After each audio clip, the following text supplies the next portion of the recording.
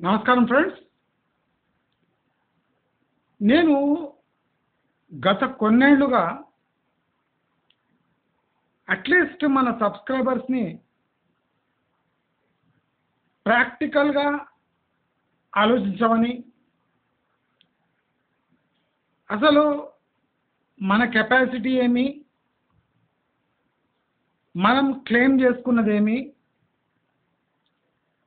మన politicians promise చేస్తున్నదేమి, మన politicians చేస్తున్నదేమి, మన సెంట్రల్ గవర్నమెంట్ వైఖరి, మన స్టేట్ గవర్నమెంట్ వైఖరి,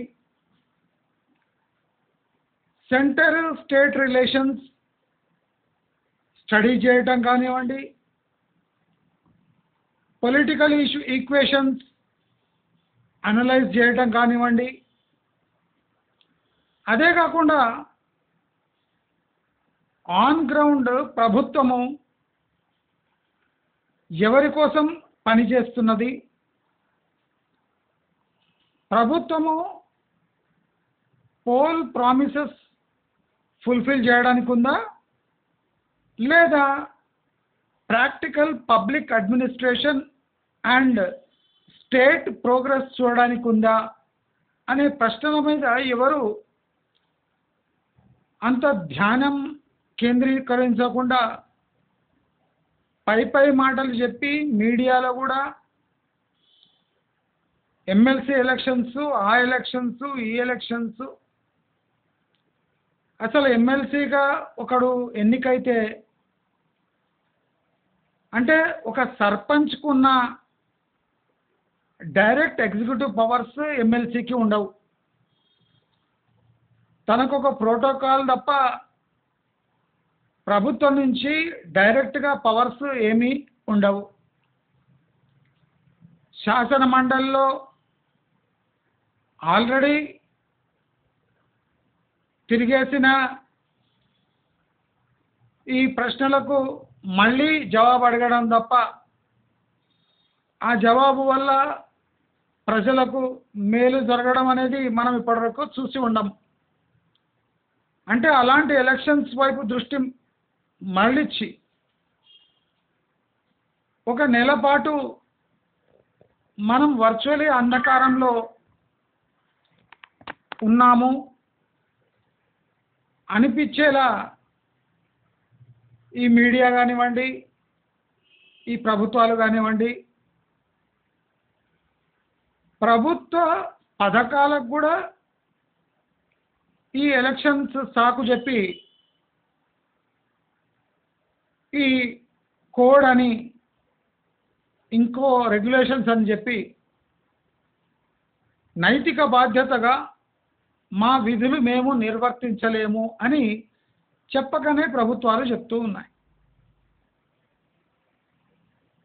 నేను చాలాసార్లు మీ అందరికీ అయినంత ప్రాక్టికల్ అప్రోచ్ చూడండి,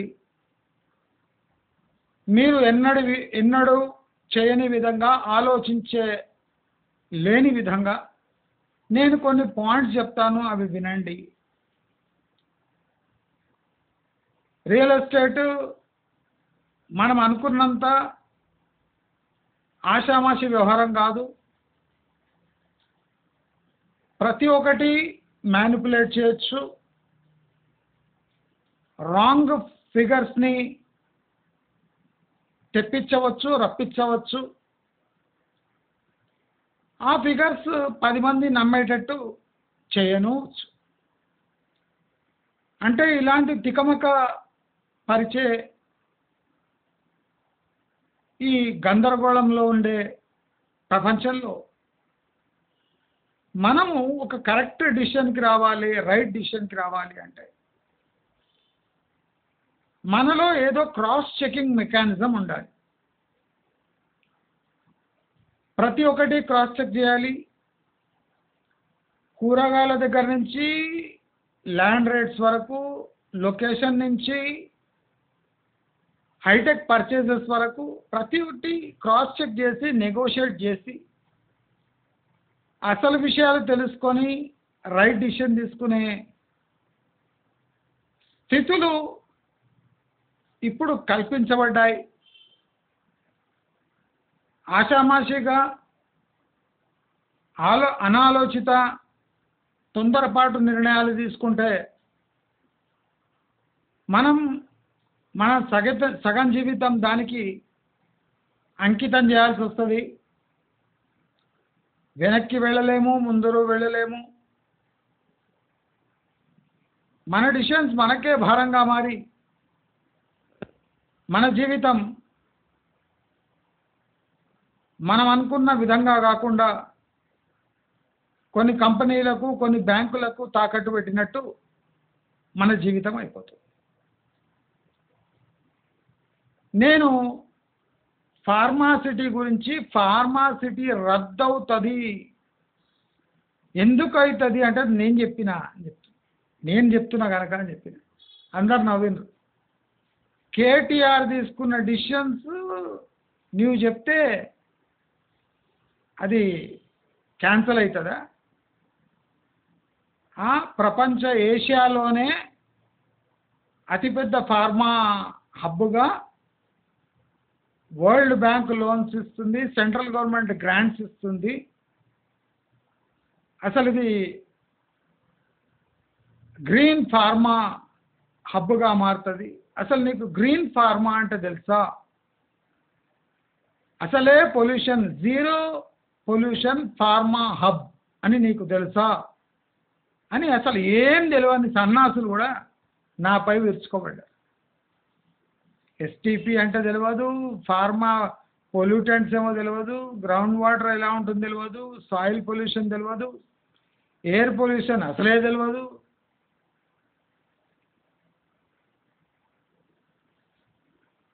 ఫార్మా ఇండస్ట్రీ వేరే చోట ఎందుకు ఉండలేదు, ఎందుకు లేదు అని ప్రశ్నలు వేయటం తెలియదు. కానీ అహంకారపూరితంగా అసలు ఏబిసిడి తెలియకుండా వాదించేవాళ్ళు మన రాష్ట్రంలో కోట్లు ఉన్నారు. అంటే ఇలాంటి సమాజంలో మనం అనుకున్న ఒక సమాచారాన్ని అందరిలో పంచాలి అంటే అది తలకు మించిన భారం, మనకు చేతగాని పని అని అనుకునే సమయంలో నేను ఫార్మాసిటీపై ఒక 20-30 వీడియోలు వేసింటా to convince people that this pharma city is not going to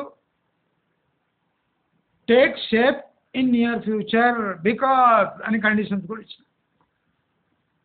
KTR పెద్ద పోటుగాడు కాదు అని కూడా చెప్పిన.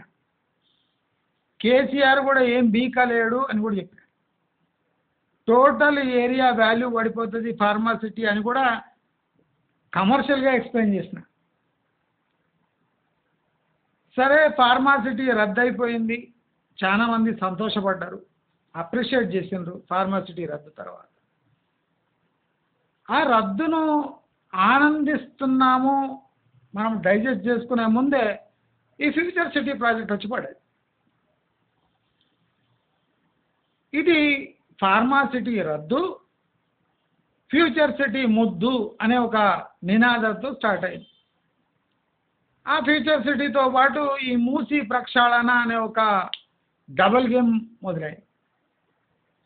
మీరు అందరూ ఆలోచించండి, ప్రాక్టికలీ ఈ ఏరియాకు ఏదో శాపం ఉన్నట్టే ఉంది. అక్కడ ల్యాండ్ హోల్డర్స్కి తికమకమైన పరిస్థితి, అసలు ప్లాట్ కొన్నోళ్లకు అదే పరిస్థితి, వెంచర్ హోల్డర్లకు అయితే ఘోరమైన పరిస్థితి. అమ్మాలనా వద్దా, రేపు పెరుగుతుందా, పెరిగితే ఇప్పుడే అమ్మేస్తే ఎలా అని తర్జన పడే సిచ్యువేషన్ మన శ్రీశైలం హైవేపై నెలకొన్నది. చాలా మందికి అసలు ఫ్యాక్టరీస్ ఎట్లా వర్క్ అవుతాయి, అసలు వర్క్ ఫోర్స్ ఎఫిషియన్సీ ఏమి, ఒక మనిషి కెపాసిటీ కన్నా రెండింతలు ఎలా పని చేయవచ్చు, వర్క్ ఫోర్స్ ఎఫిషియన్సీ వల్ల కాస్ట్ ఆఫ్ ప్రొడక్షన్ తగ్గి ఒక ప్రోడక్ట్ ఎక్స్పోర్ట్ ఎట్లయితుంది, ఫారెన్ ఎక్స్చేంజ్ యొక్క ఇంపాక్ట్ ఎక్స్పోర్ట్స్పై ఎలా పడుతుంది, టారిఫ్స్ అంటే ఏమి, ఈ టారిఫ్స్ వల్ల మనకు జరిగే లాభమేమి నష్టమేమి, అదే కాకుండా ఈ చిప్స్ మ్యానుఫ్యాక్చరింగ్, ఇంటెల్ లాంటి సంస్థలు, ఏఎండి లాంటి సంస్థలు, ఇతర సంస్థలు, ఫాక్స్కాన్ లాంటి సంస్థలు, అసలు ఈ చిప్ మ్యానుఫ్యాక్చరింగ్లో,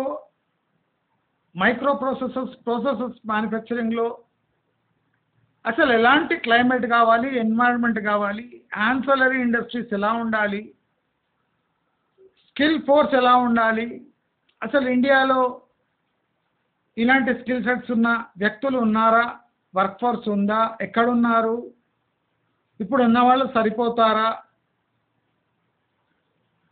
నేను కేటీఆర్ ఫాక్స్కాన్ అనౌన్స్ చేసినప్పుడు మీ అందరికీ క్లియర్లీ చెప్పిన, ఫాక్స్కాన్ ఒక ear bud factory, Apple phone manufacture చేయరు, యాపిల్ యొక్క ఇయర్ బడ్ మ్యానుఫ్యాక్చర్ చేస్తారు, దానికి పెద్ద టెక్నాలజీ అవసరం లేదు,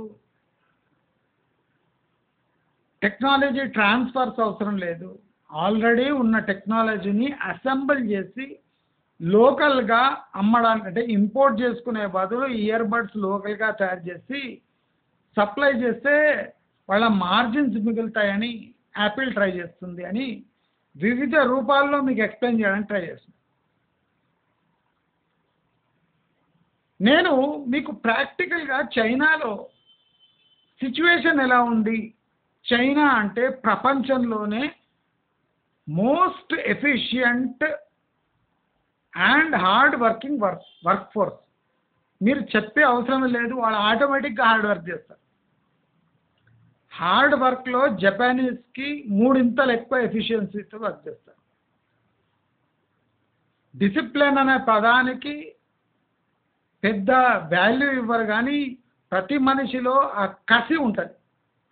చైనీస్ వర్క్ ఫోర్స్ అంటే అట్లా క్వాలిటీ ఆఫ్ ప్రోడక్ట్స్, వాళ్ళు రేటుకు తగ్గ ప్రోడక్ట్ వాళ్ళు తయారు చేస్తారు. మీకు ఒకటే వస్తువు 100 రూపాయలకు చేసిస్తాడు, 300కి చేసిస్తాడు, 600కి చేసిస్తాడు, 1000 రూపాయలకు కూడా చేసిస్తాడు. ఆ వస్తువు రూపం అట్లే ఉంటుంది కానీ క్వాలిటీ చేంజ్ ఉంటుంది. That is China. చైనా అందుకోసం వరల్డ్ యొక్క అంటే ఫ్యాక్టరీ ఎందుకు అయింది అంటే అక్కడ మీకు నో అనే శబ్దము వాళ్ళ డిక్షనరీలో లేదు. భారతదేశం చైనా కన్నా 50 ఏండ్లు వెనుకబడింది. నేను వివిధ రూపాల్లో మీకు అంటే జనాలకు అండర్స్టాండ్ కాదు అసలు ఫ్యాక్టరీస్ అంటే ఎట్లా వర్క్ అవుతాయి. మన హైదరాబాద్ ఫ్యాక్టరీస్ చూసుకొని ఫ్యాక్టరీ అనకండి, పక్కా బేకార్ వర్క్ ఫోర్స్ అంటే ఇక్కడనే ఉంటుంది, లెథార్జిక్ వర్క్ ఫోర్స్ అంటే ఇక్కడనే ఉంటుంది. అసలు ఒక ఫ్యాక్టరీలో హైలీ కాంపిటేటివ్ ప్రోడక్ట్స్ ఎక్స్పోర్ట్ కావాలంటే ఎలాంటి వర్క్ ఫోర్స్ కావాలి అనేది చాలా ముఖ్యం. మీ అందరి అవగాహన కోసం కమెంట్ బాక్స్లో నేను ఒక చైనీస్ వీడియో వేసిన. అసలు చైనాలో బీభత్సంగా పనిచేసే వర్క్ ఫోర్స్ వర్క్ లేకుండా ఎట్లా విలవిలలాడుతుంది. ఫాక్స్కాన్ చైనాలో హైర్ చేయడం మానేసింది, ఫ్రీజ్ చేస్తుంది. అంటే వాళ్ళకున్న వర్క్ ఫోర్స్ వాళ్ళకి ఎక్కువైపోయింది చాలు. చైనా +1 పాలసీ అంటే అర్థమేమి? చైనా +1 రేవంత్ రెడ్డి చైనా +1 ప్రపంచం చూస్తుంది. చైనా +1 అంటే చైనాని రీప్లేస్ చేయగలవు అని కాదు.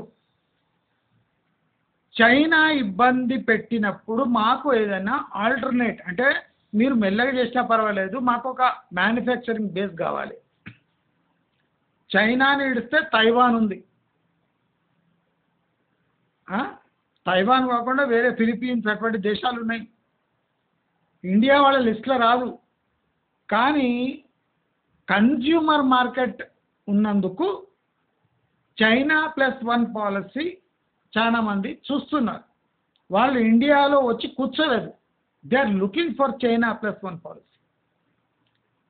ఈ China+1 పాలసీ అంటే ఎమర్జెన్సీలో వీళ్ళు పనికొస్తారా లేదా అంతే. అంతేగాని చైనాకు మీరు ఆల్టర్నేటివ్ అని కాదు. నేను ఇలాంటి వీడియోనే ఒక కమెంట్ బాక్స్లో పెట్టాను. ఆ కమెంట్ బాక్స్కి పోయి మీరు ఆ వీడియో చెక్ చేయండి. ప్రజెంట్ చైనాలో ఎలక్ట్రానిక్ మ్యానుఫ్యాక్చరింగ్ హబ్లో పరిస్థితులు ఏమున్నాయో చూడండి. వాళ్ళు ఎలాంటి టెస్టులు చూస్తున్నారో చూడండి. అంటే వాళ్ళు ఎంత స్క్వీజ్ చేస్తున్నారు వర్క్ ఫోర్స్ అంటే most efficient hard working work ఫోర్స్ని టార్చర్ చేస్తున్నారు. అంటే అంత టార్చర్ చేస్తే ఆ కాస్ట్కు ఆ ప్రోడక్ట్ తయారవుతుంది. మన వాళ్ళు దాంట్లో 10% కూడా వర్క్ చేయలేరు. 10%. నేను ఫ్యాక్టరీస్లో వర్క్ చేసిన. అర్థమైందా? రోజు లేదు, పండగలు లేవు, పబ్బాలు లేవు, టైమింగ్ లేదు, పాడు లేదు, తిండి లేదు, స్నానాలకు కూడా ఇడవకుండా అలాంటి చోట నేను పనిచేసిన. అంటే నాకు తెలుసు చైనా వాళ్ళు మనతో ఎలా కంపీట్ చేస్తారో అని నేను ఫ్యాక్టరీస్లో చూసిన. ఒకటే స్టైలు, ఒకటే గార్మెంట్ ఒక 10 లక్షలు చైనాకి ఇస్తారు, 10 లక్షలు ఇండియాకి ఇస్తారు. Quality, efficiency, time, date of delivery మొత్తం ఈక్వల్గా ఇస్తారు. ఇచ్చి తయారు చేయండి రా అని ఇస్తారు. అంటే ఉసిగొలుపుతారు. ఎవరు తక్కువ టైంలో ఈ 10 లక్షలు తయారు చేసి ఇస్తారో నెక్స్ట్ క్వార్టర్ 1 crore ఆర్డర్ మీకే వస్తుంది అంట. అంటే వర్క్ ఫోర్స్ ఎఫిషియన్సీ కాకుండా కాస్ట్ ఆఫ్ ప్రొడక్షన్ అనేది చాలా ఇంపార్టెంట్ వరల్డ్ ఎక్స్పోర్ట్ మార్కెట్స్లో. చాలామంది ఏది ఆషామాషికి తీసుకుంటారు. ఫాక్స్కాన్ వచ్చింది, ఏం తెచ్చింది? 1500 మంది ఎంప్లాయ్మెంట్ తప్ప ఫాక్స్కాన్లో ఎక్కువ కెపాసిటీ లేదు. కేటీఆర్ ఏం చెప్పిండు? 30,000 మందికి ఉద్యోగాలు, పరోక్షంగా 3 లక్షల మంది ఫాక్స్కాన్పై బతుకుతారని. ఎందుకు? ఆదిబట్ల చుట్టుముట్టు, ఆ ఏరో సిటీ చుట్టుముట్టు అక్కడంతా ల్యాండ్ కొనిపెట్టుకొని అమ్ముకోవడానికి 30,000 ఉద్యోగాలు, పరోక్షంగా 3 లక్షల వాళ్ళు బతుకుతారు. 1500 ఎంప్లాయ్మెంట్ ప్రాక్టికల్గా. అది కూడా ఎన్ని రోజులు ఉంటుందో తెలియదు. ఫాక్స్కాన్కి తిక్క రేగితే ఒక రోజులో అందరినీ బీక్ పారేస్తుంది. ఒక్క రోజులో. నేను వేసిన వీడియో లింక్ వేసిన చూడండి. నేను ఎందుకు వేస్తున్నా అంటే మీ అందరికీ అసలు వరల్డ్ ఎంత టఫ్గా ఉంది, మనము ప్రపంచంలో ఎంత సేఫ్గా ఉన్నాము, అసలు మనకు పని అంటే తెలియదు, ఎఫిషియన్సీ అంటే తెలియదు, ప్రొడక్టివిటీ అంటే తెలియదు, కాస్టింగ్ అంటే అసలే తెలియదు, కాంపిటీషన్ని మనం ఎదుర్కోలేదు, చూడలేదు. మనం ఎంత అంటే మన భావాలు ఎంత ఫెయిరీ టేల్ ఉన్నాయంటే చదువు రాని చవట పొలిటీషియన్ వచ్చి మోస్ట్ ఎడ్యుకేటెడ్ వర్క్ ఫోర్స్ని తప్పుదారి పట్టించి పంగనామం పెట్టి తన టర్మ్ పూర్తి చేసుకొని కోట్ల కొద్ది డబ్బు తీసుకొని ప్రతి ఒక్కడు ప్రతి వంతు వాడుకుంటా ఒక్కొక్కడు ప్రజలతోని ఫుట్బాల్ ఆడుకుంటారు. అలా ఆడుకోవద్దు అంటే మీరు ప్రాక్టికల్గా వీడియోస్ చూడండి. నేను అసూయతోని కసితోని వేస్తలేను. ప్రాక్టికల్గా మీ అందరికీ ప్రాక్టికల్ థింగ్స్ అర్థమైతే నా వీడియోలు అవసరమే లేదండి. నా వీడియోలు అవసరం లేదు. శ్రీశైలం హైవే నేను క్లియర్గా చెప్పిన. ఫ్యూచర్ సిటీ అనేది కసితోని మీరు రోడ్లు వేసి ప్లాట్లు అలొకేట్ చేసి ఇండస్ట్రీస్కి మీరు ప్లాట్లు ఇచ్చిన 10 ఏళ్ల వరకు ఫ్యూచర్ సిటీ ఒక రూపం దాల్చుకోదు if politically everything is correct. నేను మీ అందరికీ చెప్పిన ఏఐకి 200 ఎకరాలు ఇస్తే ఎకరాలతోని పని లేదు, ఇక్కడ స్కిల్డ్ వర్క్ ఫోర్స్ వచ్చి ఎందుకు వర్క్ చేయాలి అని ఒక క్వశ్చన్ ఉంటుంది. ఆ క్వశ్చన్కి ఆన్సర్ వచ్చినప్పుడే ఏఐసిటీ సార్థకత ఉంటుంది అని చెప్తే ఎవరికి అర్థం కాలే. ఇప్పుడు తెలంగాణలో ఏఐసిటీకి 200 ఎకరాలు ఇవ్వగానే ప్రతి ఒక్క స్టేట్ ఏఐ కోసం 40 ఎకరాలు, 50 ఎకరాలు, 100 ఎకరాలు, 200 ఎకరాలు ఇస్తా పోతుంది. గుజరాత్లో ఏఐసిటీ, లక్నోలో ఏఐసిటీ, ముంబై దగ్గర నవీ ముంబై దగ్గర ఏఐసిటీ, చెన్నైలో ఏఐసిటీ, కర్ణాటక వాళ్ళు అయితే ఏఐసిటీనే ఏఐసిటీ. అంటే ఇప్పుడు చంద్రబాబు నాయుడు కూడా ఏఐ అంటున్నాడు. ఆయన కూడా కావాల్సిన 1000 ఎకరాలు ఇస్తాడు ఏఐసిటీకి. నీవు 200 ఇస్తున్నావు కాస్ట్లీ కనుక. ఏఐకి ఎకరాల సంబంధం లేదు. అక్కడ వచ్చి ఏఐ టూల్స్ ఎట్లా డెవలప్ చేస్తారు, ఏఐ టూల్స్ డెవలప్ చేస్తే ఇవి లోకల్గా యూజ్ అయితే అన్ఎంప్లాయ్మెంట్ పెరిగిపోతుంది. నేను చాలా గంభీరమైన ఇష్యూస్ని మన సబ్స్క్రైబర్స్ ఎవరైనా చదువుకున్నోళ్ళు, చదువు రానోళ్ళు, ఆడోళ్ళు, మగోళ్ళు, అక్కడిక్కడ కానోళ్ళు ఎవడైనా వాళ్ళకి అర్థమైపోవాలి, ఎవరికైనా అర్థమైపోవాలి.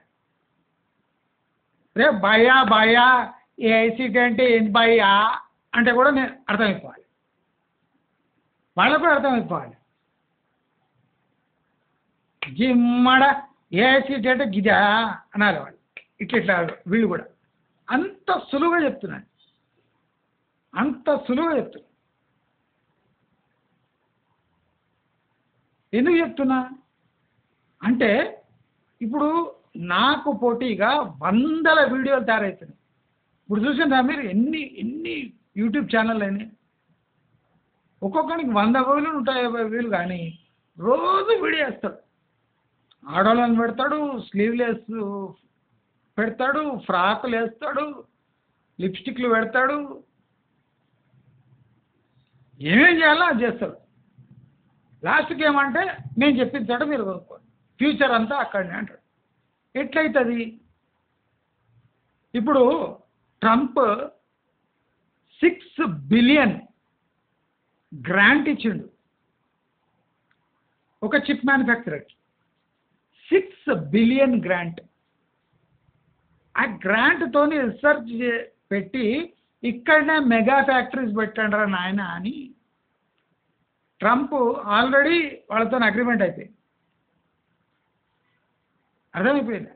చిప్ మ్యానుఫ్యాక్చరింగ్కి ఆ క్లైమేట్ కావాలి, ఆ ఎలక్ట్రానిక్ హబ్. ఇప్పుడు Taiwan, Taipei, China, Japan, Philippines, వియట్నాంలో కొద్ది ప్లేసెస్, ఇవన్నీ ఎలక్ట్రానిక్ మ్యానుఫ్యాక్చరింగ్ హబ్స్. ఇవి అంటే ఇంట్లో 2 ఉంటారు ఎలక్ట్రానిక్ మ్యానుఫ్యాక్చరింగ్ ఫ్యాక్టరీస్ వర్క్ చేసేవాళ్ళు. అలాంటి ఎన్వైరన్మెంట్ కాకుండా నువ్వు తెచ్చి ఇండియాలో ఏమున్నది? ఎవడైనా సాఫ్ట్వేర్ కోడ్స్ రాస్తా, యాప్లు డెవలప్ చేస్తా, సాఫ్ట్వేర్ అంట అప్లోడ్ డౌన్లోడ్ చేస్తా, చెవుల ఇవి పెట్టుకొని హెడ్ఫోన్స్ పెట్టుకొని ఫారెన్ వాళ్ళతో మాట్లాడతా. ఇవన్నీ చిల్లర జాబ్స్ రా. ఇది అర్థమైందా? సాఫ్ట్వేర్ డెవలప్మెంట్ అది ఇప్పుడు సెకండ్ రేట్, థర్డ్ రేటెడ్ అయిపోయింది. ఇప్పుడు కోడ్లు రాయటం ఇవన్నీ సెకండ్, థర్డ్ రేటెడ్ పనులు. టాప్ ఏంటంటే చిప్ మ్యానుఫ్యాక్చరింగ్. అర్థమైపోయిందా? ప్రాసెసర్స్, మెమొరీ కార్డ్స్, అంటే చూడంగానే ఏం కనిపించదు కానీ అంతా దాంట్లో ఉంటుంది. అలాంటి ప్రపంచం తయారవుతుంది. ఏఐ అంటే అది ఏం కాదు, అది కూడా చిప్లో ఇన్సర్ట్ చేసేస్తారు ఏఐని.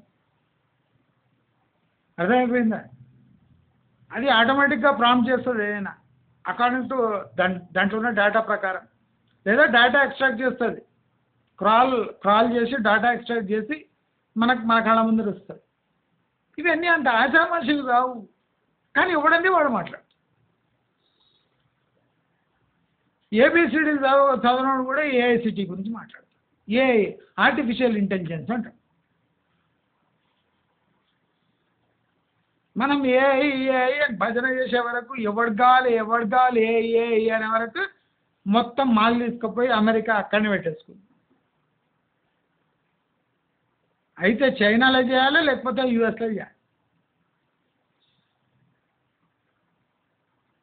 ఎవడు చిప్ మ్యానుఫ్యాక్చర్ చేస్తాడో వాడినే పై చేయి. చిప్ అంతా యూఎస్లో తయారైతే మనము దానిపై టారిఫ్ విధిస్తామా? కౌంటర్ టారిఫ్ విధించలేం కదా. చిప్ తన చేతిలో గుప్పెట్లో పెట్టుకొని ప్రపంచాన్ని శాసించడానికి యూఎస్ ట్రై చేస్తుంది. మన సన్నాసులకు తెలియక ఫాక్స్కాన్ వచ్చింది అంటే జంగ్లీగా ఎక్కడనో. ఇంజనీరింగ్ స్టూడెంట్స్ కూడా అర్థం కాలే ఫాక్స్కాన్ దేనికి వచ్చింది. ఇయర్ బడ్ ఫ్యాక్టరీరా, అసెంబ్లీ యూనిట్ కర్ణాటకలో చెన్నైలో ఉన్నాయి యాపిల్వి. అసలు కథ అక్కడ అవుతుంది, అసెంబ్లీ అవుతుంది. జస్ట్ చిప్ మ్యానుఫ్యాక్చరింగ్ అయితే లేదు, మదర్ బోర్డ్ మ్యానుఫ్యాక్చరింగ్ లేదు. తెచ్చి అసెంబ్లీ చేస్తారు ఇక్కడ చెన్నైలో, బెంగళూరులో. ఇంకా లాస్ట్కు వైర్లు చార్జర్లు అంతా మన ఫాక్స్కాన్ అది బట్ల దగ్గర శ్రీశైలం పై కొంగర కాలంలో తయారైంది. అంటే మనం అనుకున్నట్టుందేమి ఏమవుతుంది ఇక్కడ. హెలికాప్టర్ ఇక్కడనే వచ్చేసింది, హెలికాప్టర్ ఫ్యాక్టరీలు వచ్చినాయి, ఏరోస్పేస్ హబ్ అంటారు. ఏమవుతుంది ఇక్కడ? ఇంజన్లు తయారు కావు, మొత్తం తెచ్చి ఇక్కడ అసెంబుల్ అవుతుంది. ఎందుకవుతుంది అసెంబుల్? ఎందుకవుతుంది? ఇక్కడి నుంచి లాజిస్టిక్స్ ఈజీ కనుక యూఎస్లో మ్యానుఫ్యాక్చర్ చేసి అక్కడి నుంచి పంపించే బదులు వాళ్ళ మార్కెట్ ఇప్పుడు Afghanistan, Pakistan, south east Asia కాబట్టి ఇండియాలో అసెంబుల్ చేసి ఇక్కడి నుంచి పంపిస్తారు. అది ఏరోస్పేస్ హబ్ అట. వరల్డ్ ట్రేడ్ సెంటర్ ఇప్పుడు అర్థమైపోయిందా? వరల్డ్ ట్రేడ్ సెంటర్ వస్తుందా అనుకుంటున్నా? మీరు జస్ట్ ఆలోచించండి. ఒక 3 నెలల క్రితము రేవంత్ రెడ్డి ఫ్యూచర్ సిటీ గురించి ఎంత కాన్ఫిడెంట్గా మాట్లాడిండో, లాస్ట్ 3 డేస్ బ్యాక్ అదే రేవంత్ రెడ్డి సెంట్రల్ నుంచి మాకు ఏ సహాయం అందుతలేదు, వరంగల్లో ఎయిర్పోర్ట్ కడితే ఎవరికి లాభము, వరంగల్లో ఎయిర్పోర్ట్ కట్టి ఏం చేస్తారు? వేస్ట్, అసలు అడగనే అవుతుంది, శుద్ధ వేస్ట్. దానికి ఈ జిఎంఆర్ వాడు ఒప్పుకున్నాడట. జిఎంఆర్ ఒప్పుకున్నది ఏంది? 2 దాన్ని బుక్స్ చెక్ చేస్తా బయట అంటే అంతే. మొన్న జీవీకి ఎట్లా అయిపోయింది అట్లా జిఎంఆర్ అయిపోతుంది. ఆ భయానికి ఓకే అన్నాడు వరంగల్ ఎయిర్పోర్ట్. వరంగల్ ఎయిర్పోర్ట్లో వస్తే ఎవడు దిగేటోడు ఎవడు, అక్కడి నుంచి ట్రావెల్ చేసేటోడు ఎవడు, ఏం అడగాలనో కూడా తెలియదు వీళ్ళ. మెట్రో రైల్ శాంక్షన్ చేస్తలేడు, ఆర్ఆర్ఆర్ సౌత్ ఫేజ్ అలకాట్ చేస్తలేడు, చెప్పింది ఏది వింటలేడు, గ్రాంట్స్ వస్తలేవు, జిఎస్టీ టైంకి చెల్లిస్తలేడు. అంటే సెంట్రల్ నుంచి వీళ్ళు క్లెయిమ్ చేసుకున్న ఏ పథకం ముందుకు పోతలేదు, ఇంక్లూడింగ్ హౌసింగ్. అంటే బీజేపీకి కాంగ్రెస్కి అంత సత్సంబంధాలు ఉన్నాయి. ఇంకా 4 ఏళ్ళు కాంగ్రెస్ పాలించాలి బీజేపీని సంకనం పెట్టుకొని. అవుతుందా? మీకేమనిపిస్తుంది ఫ్యూచర్ సిటీ గురించి? శ్రీశైలం హైవే అవుతుందా? శ్రీశైలం హైవే గడ్కరీ వచ్చి ఆర్ఆర్ఆర్ వేస్తా అన్నాడు. నీవేం చేస్తేవి?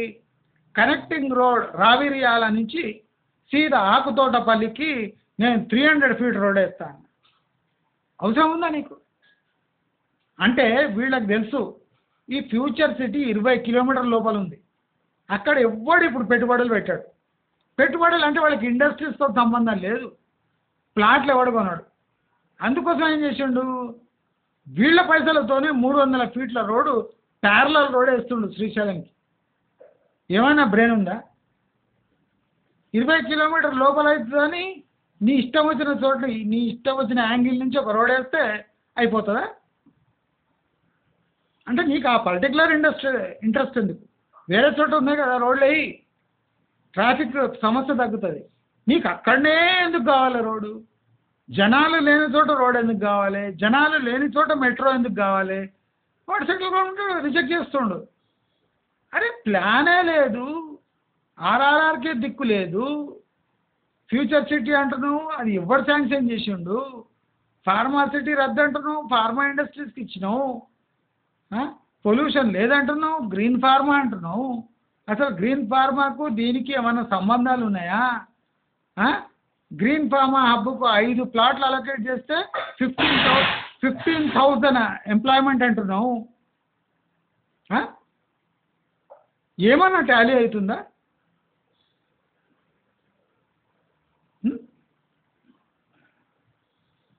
అంటే మనము ఎలాంటి పరిస్థితిలో ఉన్నాం చూడండి. సెంటర్ స్టేట్ రిలేషన్షిప్ చెడిపోయినాయి. కాంగ్రెస్ పార్టీ ఇంటర్నల్ కుమ్ములాటలో కూరుకుపోయింది.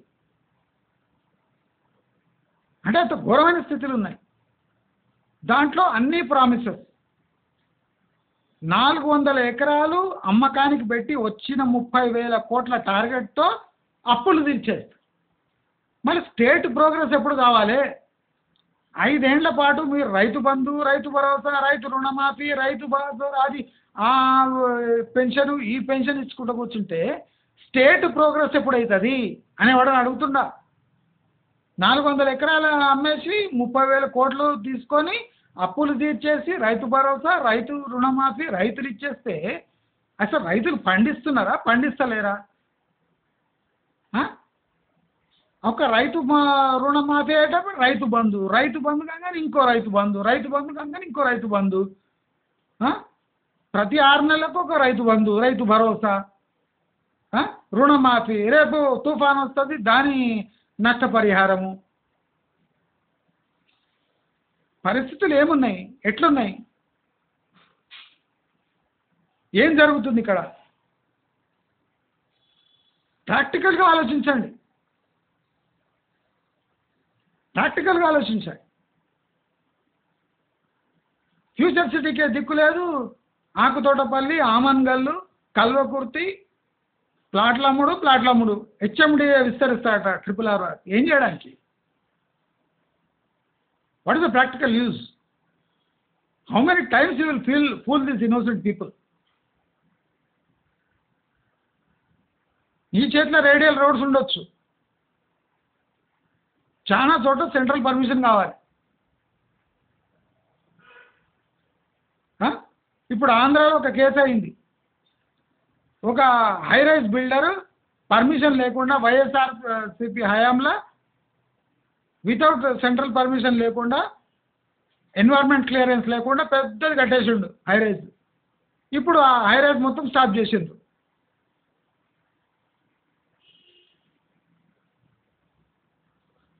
ఇలాంటివి ఇక్కడ 95% హైరైజెస్ ఉన్నాయి.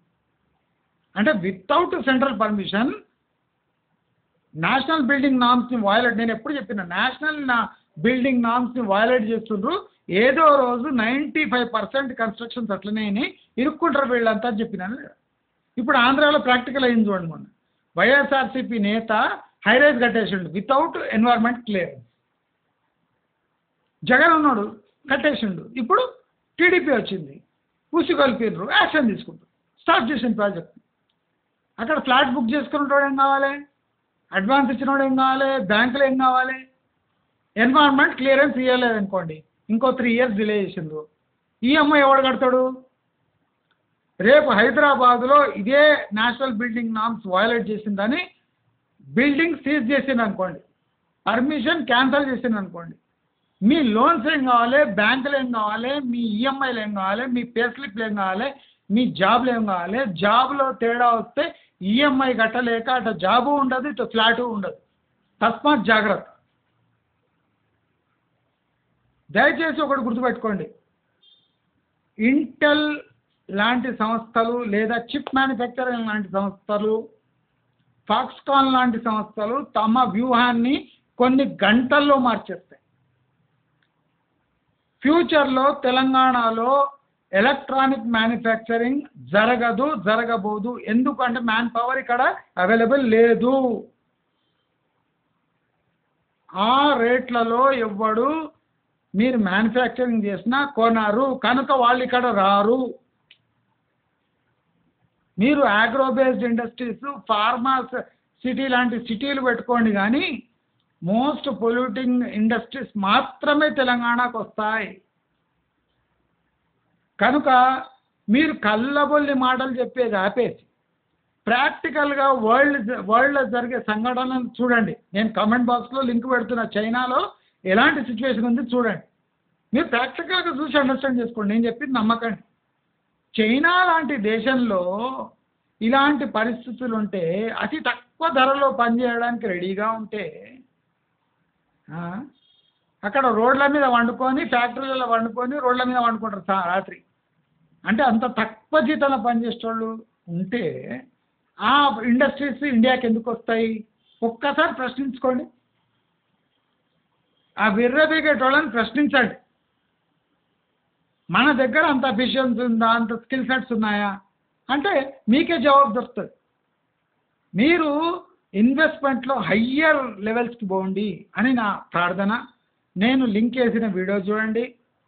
ప్రాక్టికలీ శ్రీశైలం హైవే పరిస్థితులు ఎలా ఉండబోతున్నాయో రేవంత్ రెడ్డి స్పీచ్ వినండి. గద్వాల్లో